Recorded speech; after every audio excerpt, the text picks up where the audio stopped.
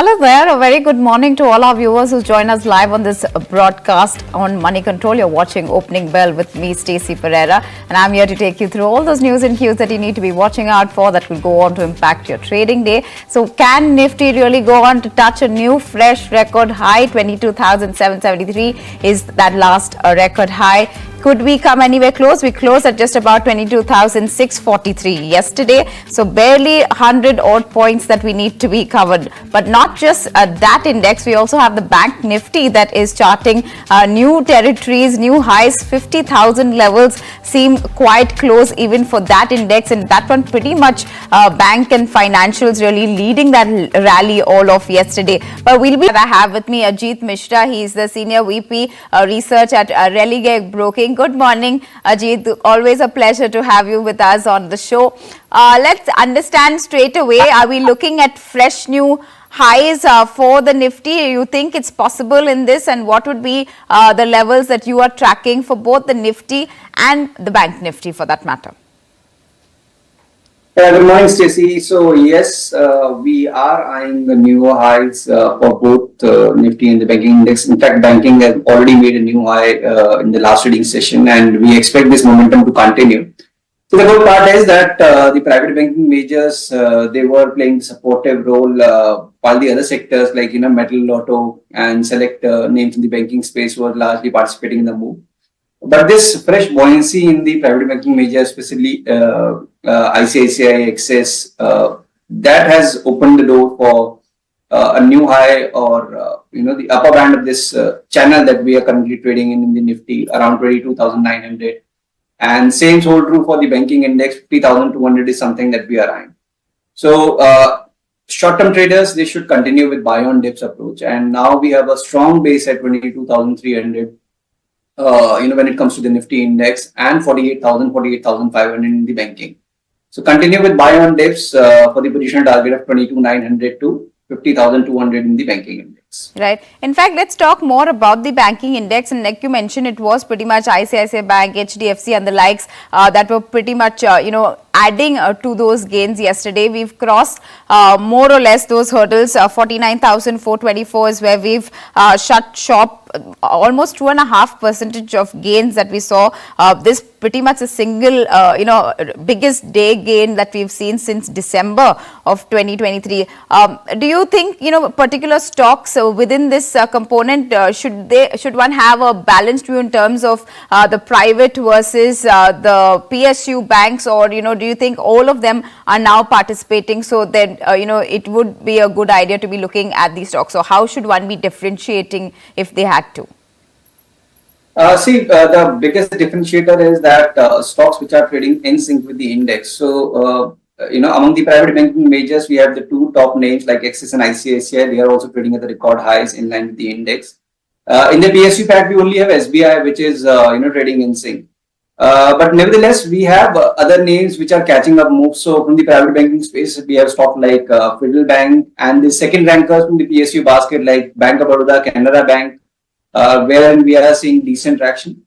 So it's a kind of a mix basically, wherein one should be focusing on. Because within the private banking space also, we are still seeing that Kotak, SDFC, they are still struggling. IndusInd Bank is also trading in a similar line. So a mix of both means Axis, ICICI, SBI, Canara Bank. These are the top names that one should look at to place this rally. So Ajit, you would still say looking at private banks more closely, and only SBI is the one that stands out among the PSU lot for now. But let me address a couple of stocks. We did have UCO Bank also that came out with its numbers yesterday, and it did show a record net profit of about 525.8 crore rupees. This falling by about 9.5% compared to the corresponding period in the previous fiscal. This was also impacted by that elevated provisions for bad loans and the lower pre-provisions of their operating profit.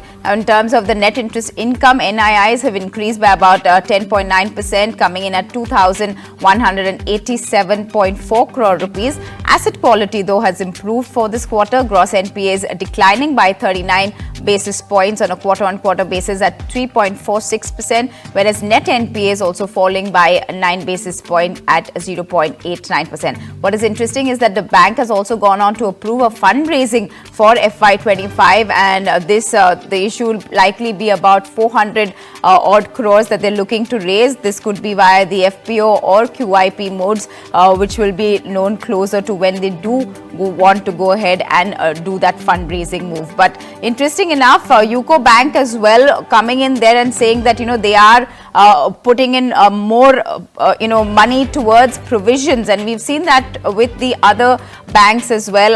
ICICI Bank putting in somewhere close to 10,900 crores in their for their provisions. You had even the likes of an Axis Bank do the same.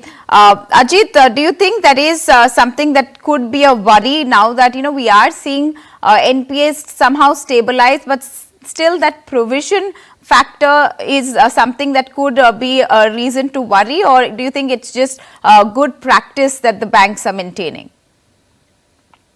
But definitely it's a healthy practice, considering that the past experience were not very, great, especially for the PSU names, and the situation, especially when it comes to this, overall global turmoil that we are seeing in the markets, and the dependency on the global markets for several sectors.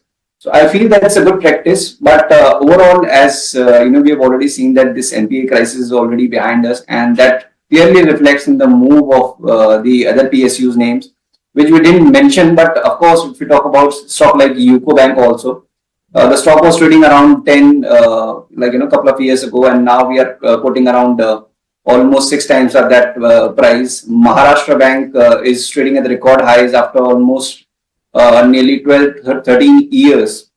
So that clearly reflects the kind of buoyancy that we are seeing in the PSU names as well.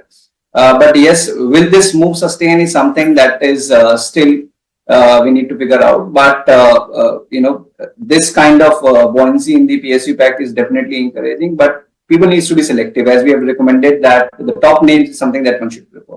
Right. So look at just the top names among the PSUs. Also be selective when you're looking at PSU banking stocks, at least. But let's also talk about the fact that the real action perhaps is happening in the broader markets. At least what we've been seeing in the past 3-4 sessions. If you have to go by all of last week, the Nifty Mid Cap 100 as well as Small Cap 100 again somewhere close to 4%, and more for both of these indices. Yesterday we saw the Mid Cap Index gaining 200 odd points, touching that 50,834 levels.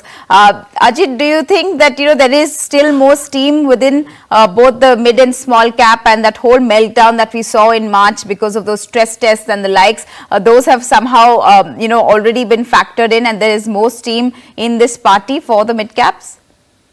So certainly yes, because honestly, the kind of time-wise correction and somewhat the price-wise correction in the March month also indicated that there's a possibility that after this strong surge that we had in the last 1 year, there's a that both mid-cap and small-cap might take a breather and spend some time around the current levels. But the way indices have reclaimed their record highs and inching higher, in fact, outperforming the benchmark index. If you talk about the performance last week.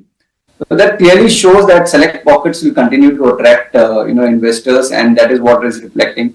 Earlier, the market breadth, Stacey, out of 2,100 stock that trades on NSE, we used to see that 1,500, 1,600 stocks on an average on the gaining side, on the advancing side on a day, with 600, 700.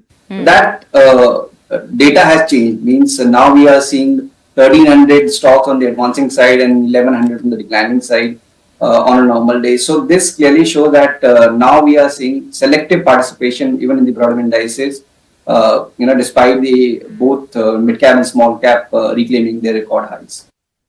Clearly, the breadth is in favor of the advances, we would say, in overall of what we've been looking at. But let's also, since we're talking about mid-cap space, we did have a company, Enterprise, that is among your top laggards. But Ajit, back to you.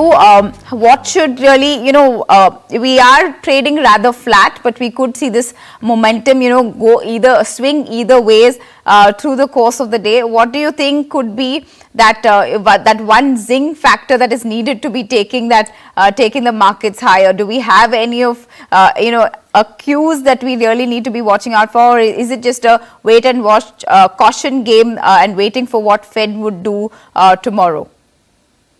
So Stacey, I personally feel that since we have already seen some of these index majors, especially from the private banking space, they have played their part. Now, if we see recovery in SDFC Bank alongside with participation or some rebound in the IT majors and Reliance, that might fuel the next leg of the up move. So broadly, yes, we feel that this rotational move will continue and that would help the index to test 22,900 in the days to come. But having said that, it's not going to be a very smooth journey as we have multiple challenges in the past also in the global markets. So that the momentum might be missing, but the gradual up move is something that we expect to continue through rotational buying across the index majors.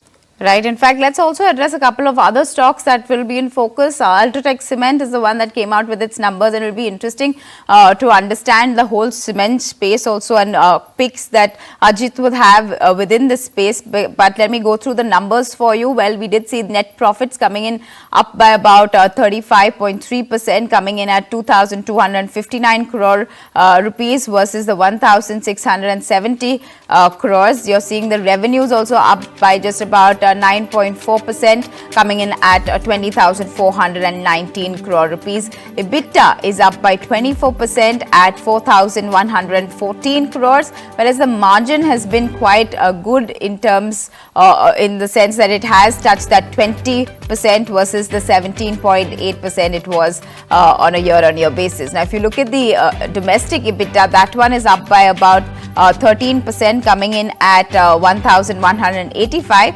Interestingly, the consolidated sales volume growth too has seen a big dip. That is coming at just about a rise of 11% on a year-on-year basis, whereas on a sequential basis, that one is seeing a good rise of 28%. Now, a couple of brokerages have come out with their calls on Ultratech Cement. We're seeing Bernstein maintain that market performance. They've gone on to hike their target price to 9,006 versus the 8,899 they had earlier for Ultratech. They're saying that these are decent set of numbers and the management seems quite confident of the profitability improvement going ahead. They also, the EBITDA per ton has been better than what was estimated, and the management is confident of this rising even further. They do still see a risk to the cement prices and whether that is sustainable in the long run, considering they do have a big supply for Ultratech per se, but they are also keeping an eye out for consolidation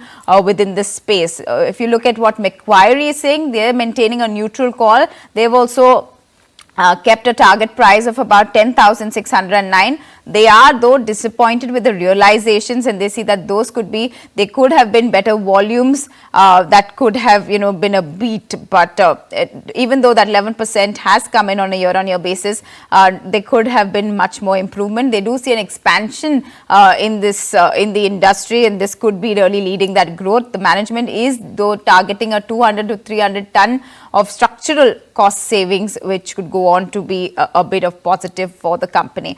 Let me go back to Ajit. Ajit, the cement space, quite interesting. We are seeing that, realizations are perhaps trickling in, at least for a couple of the players. If you look at some of the brokerages, in fact, Ultratech is the only one that they do have a buy call on, whereas the others in the space, they're not too sure about. Do you have a similar view, or what are the charts really saying for Ultratech? Is it a good time to be looking at this particular stock? Certainly, because if you talk about the overall performance also, so if you exclude a couple of names like it's ACC and Ambuja, rest of the names they are still struggling. In fact, post numbers, Dalmia reacted negatively. Ramco Cement is still struggling. I feel Ultratech definitely has an upper hand, especially in this space, because the price reaction plus, as you have rightly mentioned, that despite the price challenges, they managed to maintain their margins.